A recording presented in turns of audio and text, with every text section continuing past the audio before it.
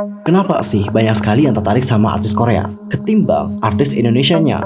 Apakah ini adalah kesalahan dari pecinta Korea yang mengidolakan artis Korea ketimbang artis Indonesia?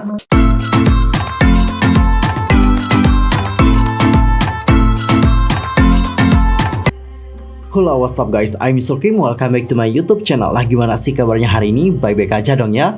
Dan buat kalian yang gak lagi baik-baik aja, keep fighting guys, don't give up. Nah, sorry banget untuk hari ini aku gak bisa buat video dengan wajah aku seperti biasa because I have a problem with my camera. Jadi kamera aku itu ada problem guys, aku lupa bawa baterainya dari kos.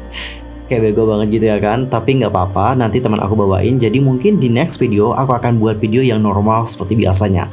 Dan untuk hari ini kita itu akan ngebahas tentang topik kenapa banyak sekali produk-produk dari Indonesia itu yang seringkali menggait artis Korea untuk berkolaborasi bersama.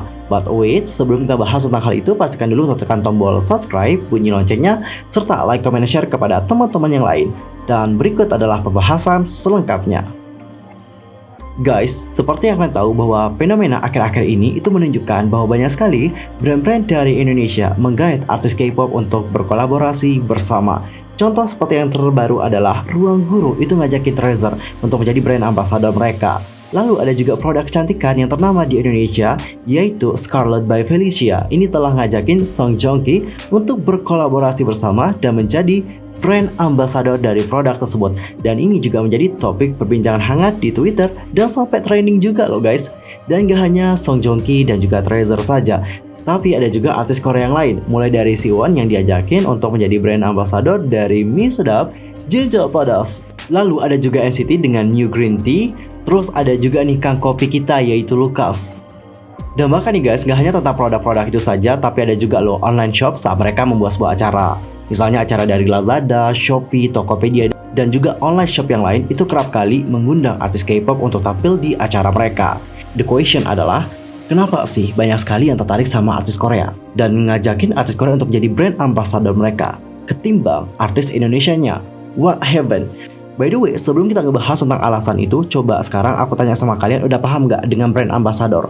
Kalau kalian belum paham, aku akan kasih kalian paham. Tapi kalau kalian mungkin udah paham, bisa skip bagian ini. Brand ambassador adalah seseorang yang mempromosikan sebuah merek dan juga produk ke jaringan mereka dengan tujuan meningkatkan kesadaran merek dan juga mendorong penjualan. Tak hanya itu saja nih, menurut referral Batu, brand ambassador adalah seseorang yang mencintai merek kalian, ingin merek kamu juga sukses dan benar-benar menggunakan produk kamu. Jika perusahaan memilih brand ambassador tersebut, mereka akan mempromosikan merek kamu dan juga beroperasi terus-menerus sesuai dengan waktu yang telah ditentukan.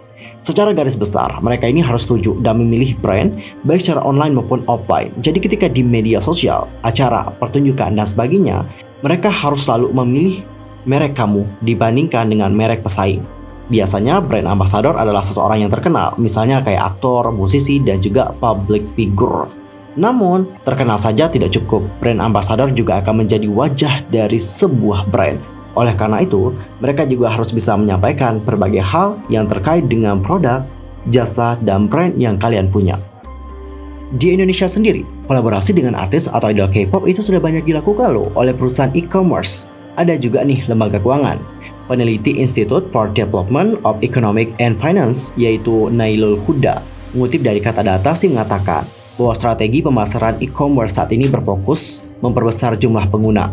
Beberapa cara yang digunakan adalah menggelar acara dan menggait artis atau idol sebagai brand ambassador mereka.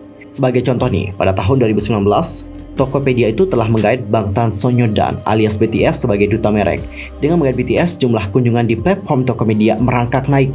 Misalnya pada acara malam puncak campaign waktu Indonesia Belanja, jumlah yang mengunjungi itu hampir 5 juta kali dan lebih dari 5.000 barang terjual. Tebak banget kan?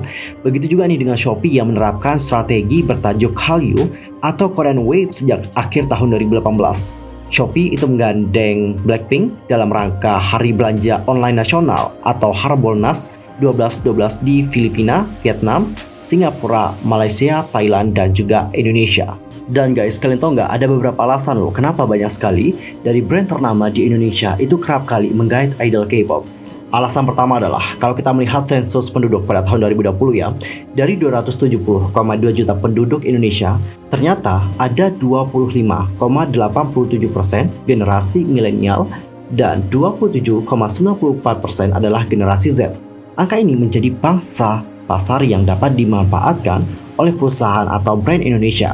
Selain itu nih, generasi milenial atau generasi Z Indonesia umumnya adalah cerdas dalam menggunakan teknologi dan juga mengidolakan influencer, dalam hal ini artis atau idol K-pop.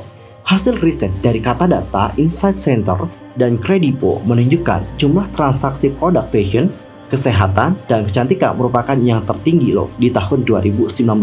Transaksi fashion dan juga aksesoris dapat mencapai 30% loh guys, sementara untuk transaksi kesehatan dan juga kecantikan mencapai 16%. Fakta menarik lainnya adalah hasil riset iPrice memaparkan bahwa ARMY di Indonesia itu bisa menghabiskan uang hingga puluhan juta untuk membeli souvenir, album, dan tiket konser idol. Dan melihat banyak sekali brand ambassador di Indonesia yang lebih memilih artis Korea, terus gimana nih nasib dari artis Indonesianya?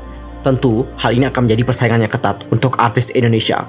Hal itu diperburuk dengan kondisi yang ada saat ini, yaitu yang punya sensasi sering warawiri di televisi dan juga YouTube, ketimbang yang punya prestasi yang justru namanya kian menghilang. Pihak yang punya brand pasti akan memikirkan juga dong siapa yang akan menjadi brand ambassador mereka. Mungkin yang punya sensasi lebih terkenal dan itu membuat merek tersebut dikenal oleh publik secara luas. Tapi bagaimana dengan image dari brand tersebut? Bukankah yang menjadi brand ambassador akan menjadi wajah untuk merek itu? Dan jika dilihat, artis yang punya sensasi kerap kali punya lebih banyak haters. Lalu, apakah haters ini mau ngebeli produk dari artis yang tidak mereka sukai?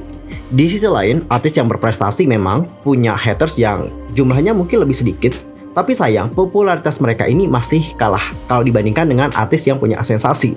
Sedangkan yang punya produk itu ingin menggunakan artis dengan popularitas yang besar, agar merek mereka dapat dikenal lebih luas oleh para konsumen. Pertimbangan-pertimbangan inilah yang membuat banyak produk kerap kali menggait artis luar, khususnya yang dari Korea. Selain popularitas mereka yang besar di Indonesia, terkadang citra mereka juga benar-benar dijaga. Dan bahkan banyak dari online shop yang rela merogoh kocek besar banget untuk mengundang artis K-pop tampil di acara mereka. Dan dengan popularitas grup K-pop dan artis Korea yang besar di Indonesia, apakah ini adalah kesalahan dari pecinta Korea yang mengidolakan artis Korea ketimbang artis Indonesia?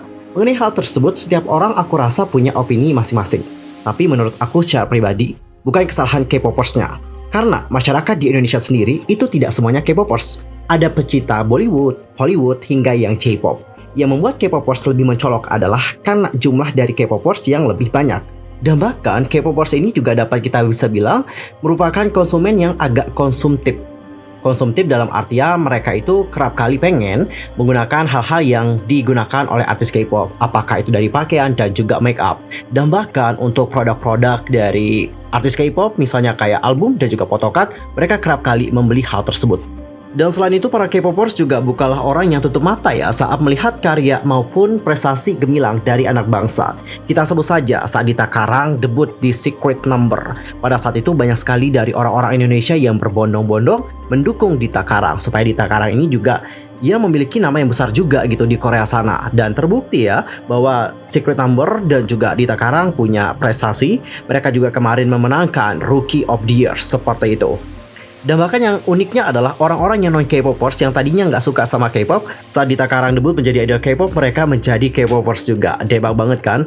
Selain kita ada juga anak-anak bangsa yang sukses di luar sana, mulai dari Rich Brian, Agnes Mo, Nicky, hingga Stephanie Putri yang mendapatkan dukungan besar dari orang Indonesia dikarenakan karya-karya mereka. Dan karena artis-artis tersebut berprestasi dan juga terkenal, mereka kerap kali dijadikan brand ambassador. For the example, Agnes Mo dijadikan brand ambassador untuk Lazada. Dan kalau nggak salah untuk merek sampo juga ya. Lalu ada Rich Brian yang dijadikan brand ambassador untuk Asus. Lalu ada Anggun untuk Pantene. Bahkan Dita Karang itu juga mendapatkan kontrak iklan untuk produk kecantikan dari Korea yaitu Nasipik. Jadi kesimpulannya adalah bukan dikarenakan mereka itu adalah artis Korea ataupun artis Indonesia, tapi seberapa populer mereka, seberapa seterkenalnya mereka, dan juga apakah citra mereka ini cocok dengan merek tersebut.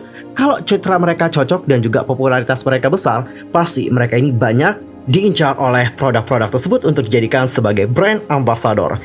Oke guys, sekian aja untuk hari ini. Aku mohon maaf kalau ada kesalahan baik dalam ucapan, sikap, tindakan, dan sebagainya. I'm so sorry banget. Dan mungkin ada kesalahan informasi, langsung aja koreksi di kolom komentar. See you next time di video berikutnya. Thanks for watching. Annyeong. Kamsahamnida. Goodbye.